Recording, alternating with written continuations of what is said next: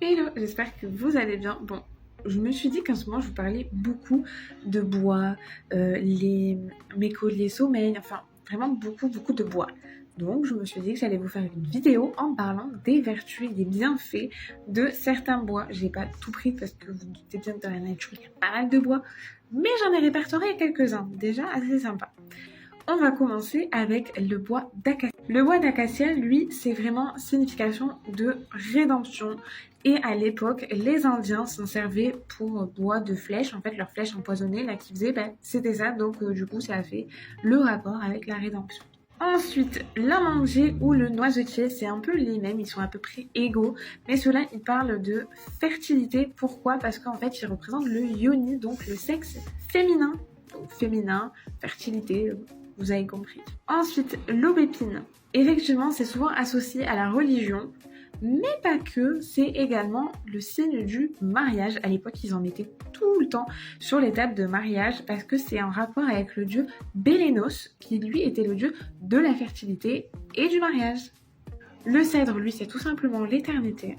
Le chêne, c'est la force et on s'en servait énormément en médecine à l'époque, c'est-à-dire qu'ils faisaient des décoctions, mais pour boire en fait, et apparemment ça faisait très bien fait pour le corps, la santé, etc. Après, il fallait le boire quand même en tisane, donc je sais pas.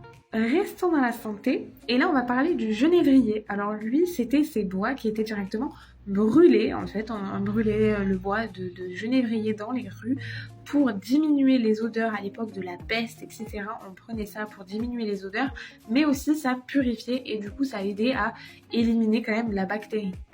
L'être, c'est la sagesse. Tout simplement, la sagesse, il y avait beaucoup de Celtes qui s'en servaient, donc ça a représenté la sagesse. Le bois de laurier représente la réussite, la victoire à peu près, ou la gloire, quoi, tout simplement, puisque à l'époque, c'était ce qui était donné aux vainqueurs de concours ou de courses, peu importe, mais c'était leur couronne, donc c'était signe de gloire.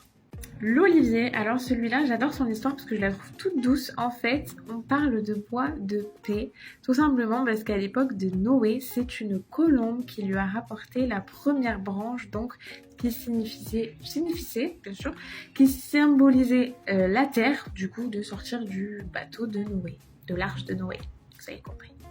Et là, c'était une histoire assez drôle, je trouve. Il y a plusieurs histoires, ça parle du pommier. Il y a plusieurs histoires, hein, honnêtement, sur le pommier, mais j'ai pris la plus rigolote.